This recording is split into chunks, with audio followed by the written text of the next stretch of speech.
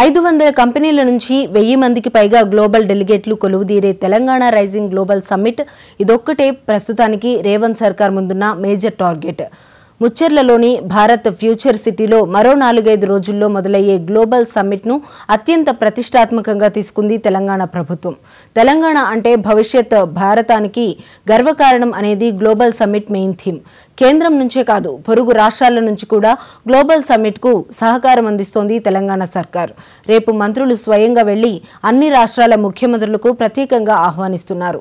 జమ్మూ కాశ్మీర్, గుజరాత్కి ఉత్తమ్ కుమార్ రెడ్డి, పంజాబ్ హర్యానాకు దామోదర్ రాజనరసింహ, కర్ణాటక తమిళనాడుకు దుద్దిళ్ల శ్రీధర్ బాబు, ఉత్తరప్రదేశ్కు పొంగులేటి, రాజస్థాన్కు పొన్నం ప్రభాకర్, ఛత్తీస్గఢ్కు కొండా సురేఖ, పశ్చిమ బెంగాల్కి సీతక్క, మధ్యప్రదేశ్కి తుమ్మల నాగేశ్వరరావు, అస్సాంకి జూపల్లి కృష్ణారావు, బీహార్కు వివేక్ వెంకటస్వామి, ఒడిశాకి వాకిటి శ్రీహరి, హిమాచల్ ప్రదేశ్కి అడ్లూరి లక్ష్మణ్ కుమార్, మహారాష్ట్రకు మహమ్మద్ అజారుద్దీన్ వెళ్లి ఆహ్వాన పత్రాలు అందజేస్తారు. ఢిల్లీ ముఖ్యమంత్రికి, కేంద్ర మంత్రులకు, గవర్నర్లకు తెలంగాణ ఎంపీలు ఆహ్వానం అందిస్తారు. ఆంధ్రప్రదేశ్ ముఖ్యమంత్రి చంద్రబాబును కలవడానికి కోమటిరెడ్డి వెంకటరెడ్డి వెళ్తారు.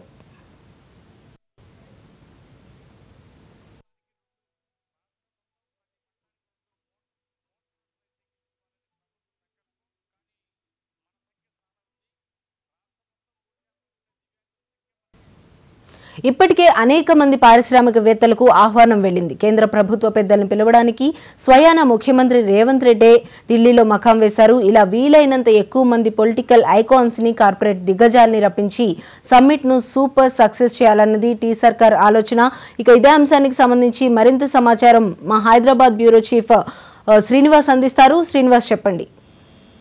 8-9 తేదీల్లో జరిగే తెలంగాణ రైజింగ్ గ్లోబల్ సమ్మిట్ కు దేశంలోని అన్ని రాష్ట్రాల ముఖ్యమంత్రులకు ప్రత్యేకంగా ఆహ్వానాలు అందజేయడానికి తెలంగాణలోని ముఖ్యమంత్రి అందరి మంత్రులకు ఆహ్వానాలు స్వయంగా వెళ్లి మంత్రులకు ఇవ్వాలన్నటువంటి ఆదేశాలు జారీ చేశారు. అందులో భాగంగానే ప్రతి మంత్రి ఒక రాష్ట్రానికి వెళ్లి ఆ ముఖ్యమంత్రికి స్వయంగా కలిసి ఆహ్వానించాలి అన్నటువంటి దాన్ని పెట్టుకున్నారు.